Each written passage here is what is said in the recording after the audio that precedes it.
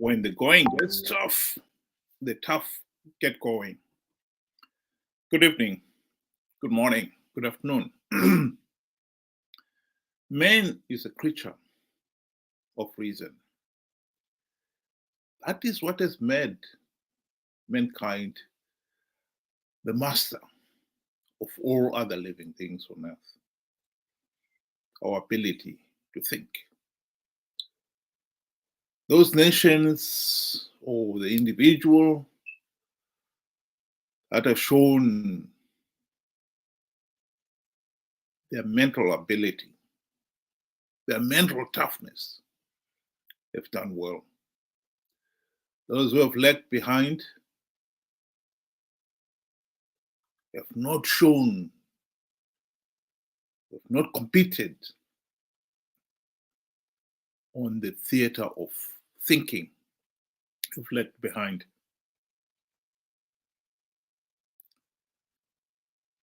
We have got to be honest with ourselves.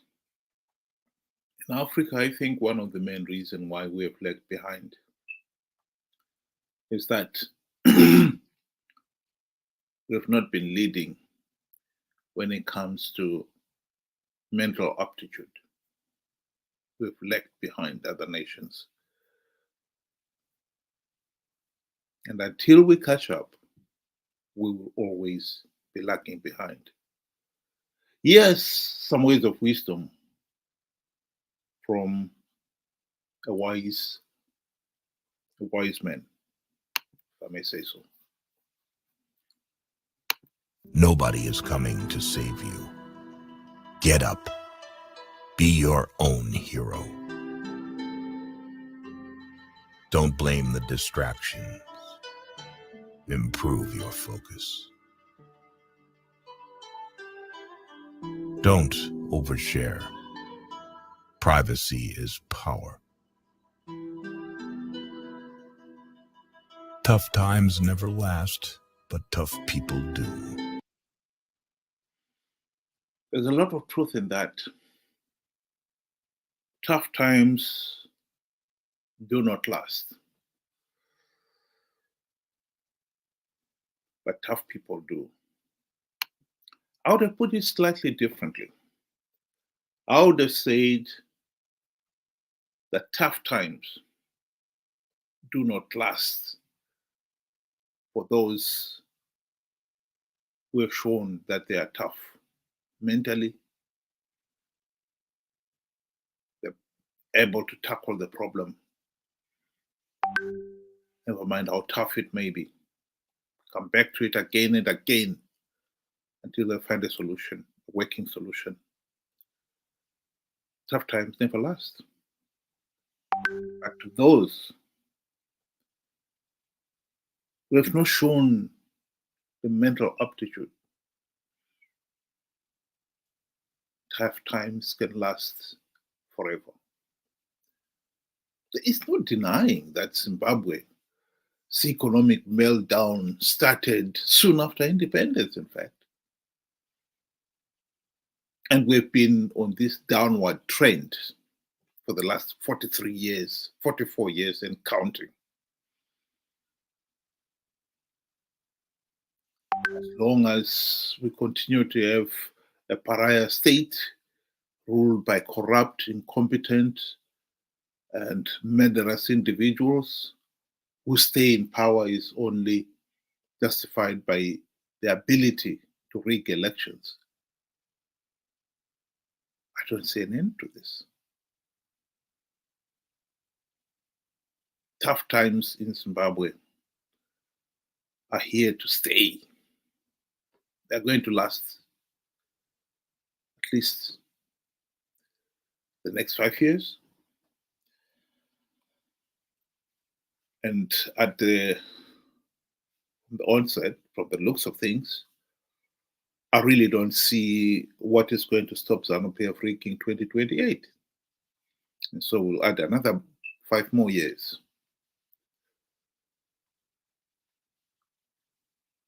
And so we can say 50 years after independence, Zimbabwe will still be a failed state. on a negative growth rate, shrinking all the time. At least 49% of our people today live in abject poverty. And yet the country has got so much wealth.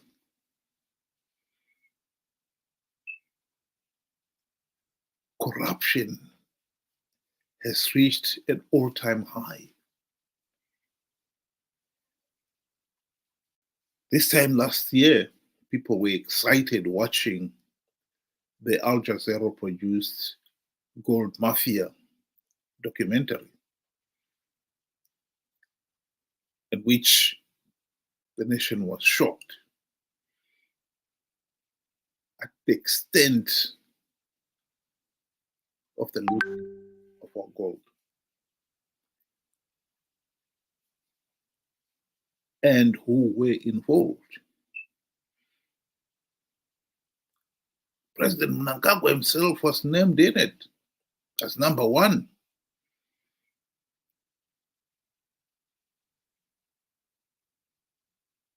What did you do? Nothing. We have a problem, and we do nothing about it. And we've done nothing about it for 43 years and counting.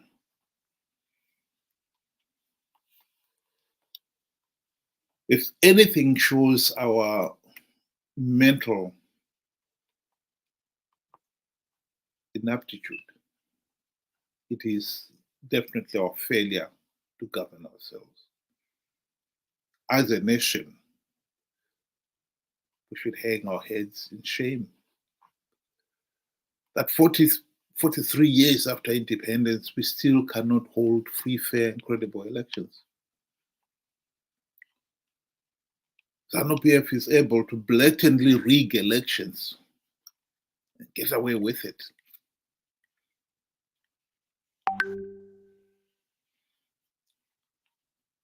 Just been listening to somebody commenting about elections in South Africa, where you are saying the ANC government may have a little money or may be failing to pay its own workers, party workers. But when it comes to elections, it is able to mobilize the resources so that it can win the elections, stay in power, and continue looting. Well, that is what the South African commentator was saying there. But it is even more true in Zimbabwe, where those in power are not even ashamed of looting. They honestly see it as part of their perks to loot.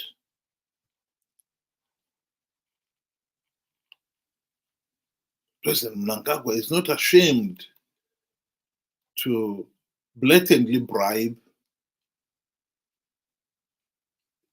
his fellow politicians. Just before the 2023 elections in November, he suddenly announced that he was granting all the MPs and senators $40,000 housing allowance. $40,000. This is a country that is failing to pay key staff like nurses, teachers. They're paid a pittance of $100 or less a month. So $40,000, that's the equivalent of the teacher's salary.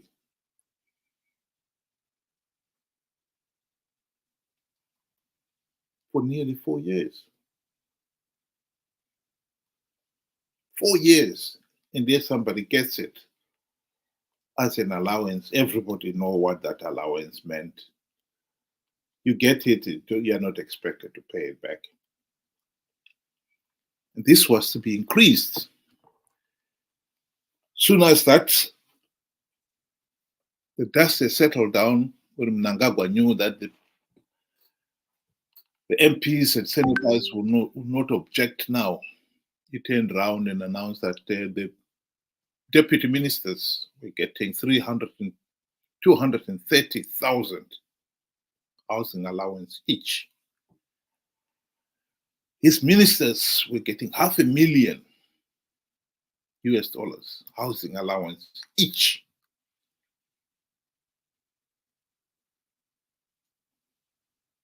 Chiefs were getting twin cab worth $60,000 each. Headmen were getting motorcycles. The list is endless. Just a few weeks before nomination day, it was announced that all the judges in the country were getting $400,000 each housing allowance. Unbelievable. Of course, everybody knew what those housing allowances were for. This is a bribe. Mnangagwa was determined to win the 2023 elections, and he needed all those key people to help him win those elections. Corruption has become rampant in Zimbabwe, and we've allowed it to. And the thing with problems like that is that the longer you leave them, not only does the problem itself get worse, in other ways, the looting has continued, but the problem that the looting creates gets even more difficult. Because Mnangagwa was using the looted wealth, to bankroll his election campaigns. And I must say, in this case here, he was using them to bribe the opposition too. There can be no denying that the opposition have literally become an extension of ZANU-PF. The bribing of the opposition actually started during the GNU. There can be no denying that Mugabe bribed the opposition leaders to forget about implementing the reforms. They failed to implement even one token reform in 5 years. And we're not talking of just a handful of people. We are talking of over 110 members of parliament, over 40 MDC senators.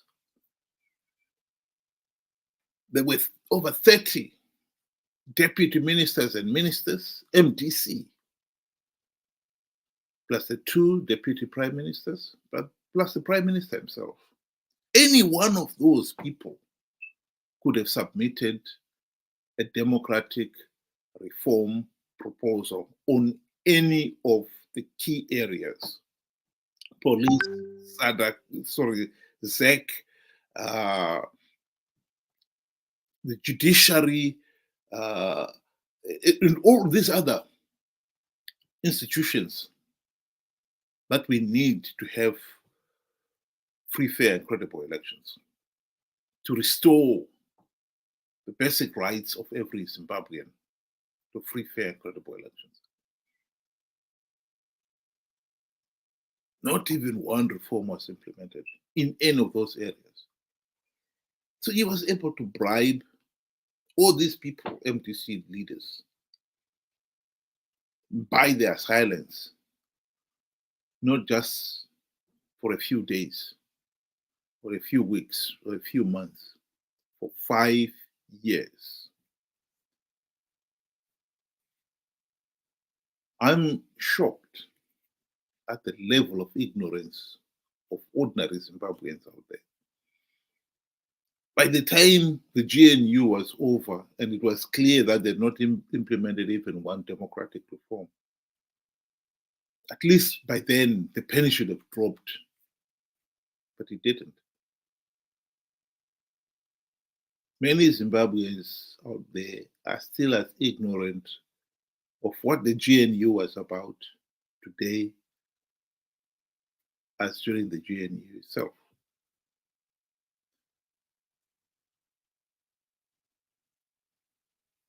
That is the level of intellectual slowness, to put it kindly, we see in the Zimbabwe electorate.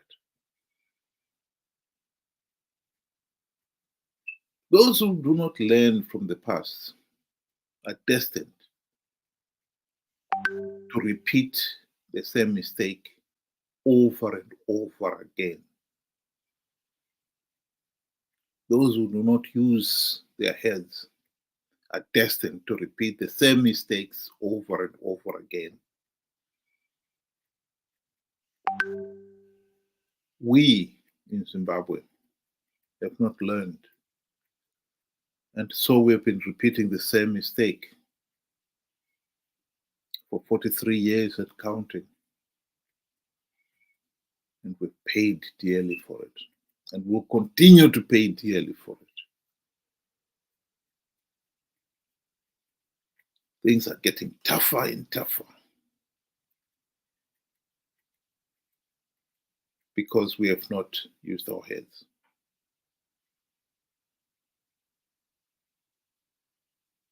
When the going gets tough, the tough get going. We have shown again and again that we do not have the mental toughness to tackle our problems. And so our problems are overwhelming us. When you look at how much money Mnangagwa spent in last year's elections, some people put it at maybe 4 to 5 billion US dollars. The opposition, you can see, has no chance of competing with somebody so well funded. Somebody who is able to bribe all the key players in the police, the army, ZEC, judiciary, traditional leaders, and then turn on to the opposition. There is no doubt that the opposition, many of the opposition, were direct or indirectly bribed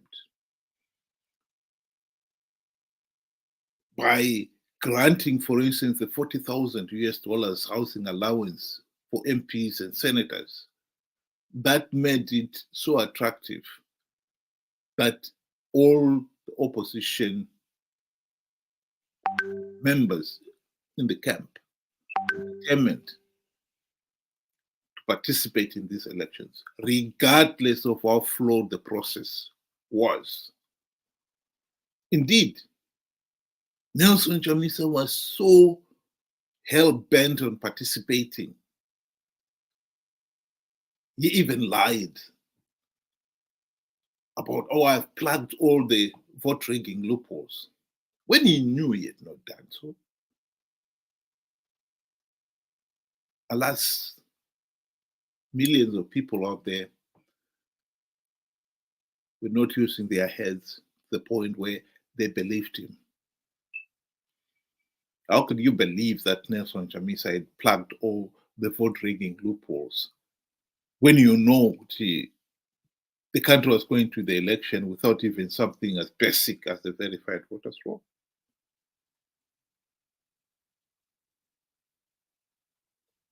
Over 2 million Zimbabweans participated in last year's elections because they believed Nelson Chamisa's lie.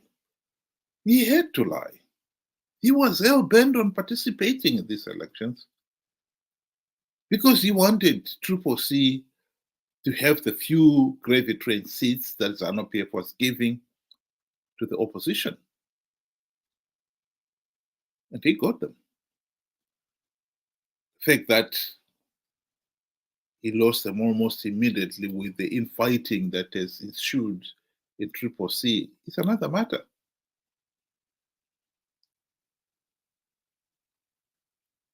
We, the people, it's unbelievable that we did not see what was happening there. Some of the intellectuals out there is shocking how they don't even seem to notice it. Of course, many of them are only seeing it in terms of joining the opposition and taking advantage of the people's ignorance is their ticket to enriching themselves. Because if they were one of the few to be elected on the gravy train seat, who could say no to 40,000 US dollars housing allowance, followed by 60,000 US dollars car allowance. The car allowance now, it seems like it's being paid every 2 years. And then there's the generous salary and allowances that you get as a member of parliament.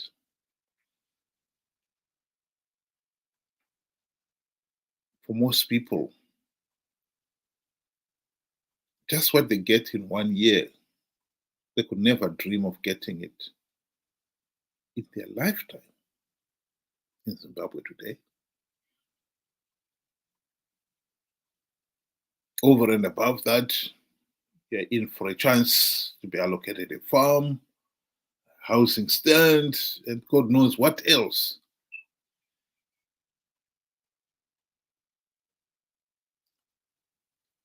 The opposition in Zimbabwe, whether we like to admit it or not, has become just a token. It is in all but name ZANU-PF Team B, in which Team B is playing to make up the numbers, to give the people the impression that there is a contest taking place out there, when in reality, they are playing for Team A to win and have legitimacy. That is the only reason why they're playing. To give the ZANU-PF legitimacy. For some of you who have not been watching, I would like to give you a quotation from David Coulthard. David Coulthard was the Minister of Education in the MDC-N during the GNU. He participated in the 2023 elections when SADC had actually warned the MDC leaders not to take part in those elections without at least implementing some of the reforms necessary to make sure that that election will be free, fair, and credible. Morgan Tsvangirai and company ignored SADC leaders' warning and they participated. And this is a quotation from David Coulthard's book, commenting about the 2013 elections, where he's saying that the election process was so flawed, so illegal, that the only logical step was to withdraw. But he admits that he and his friends could not, because each of them wanted the few gravy train seats that they knew whoever participates will get. And so they participated. And by after participating, you get, give ZANU-PF credit. the process credibility and ZANU-PF legitimacy. We cannot, as a nation, continue in this midsummer madness and pretend we have got an opposition that is still in our corner, when in reality the opposition has now been playing in ZANU-PF's corner, participating in flawed elections to give ZANU-PF legitimacy out of greed.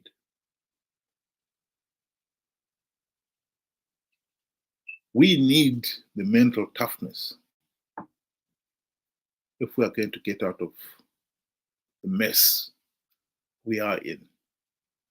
I believe that Zimbabweans, we are our own worst enemy. Man is a creature of reason. And our first call in this case here is to acknowledge that the present system is not working and that we need to change it.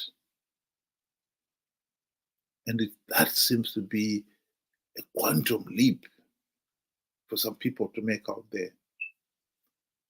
Well, if you've given leave to your senses that you do not see that the system here is not working, then you deserve to suffer, and you will suffer. And that is the truth.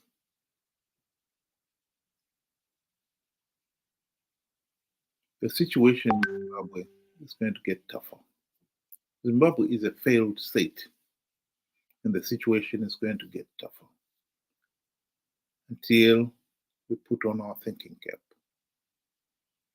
Nobody, absolutely nobody, is stopping anybody from thinking.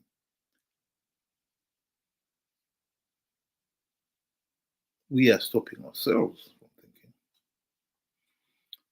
And the price of that is the suffering. That is the price you pay.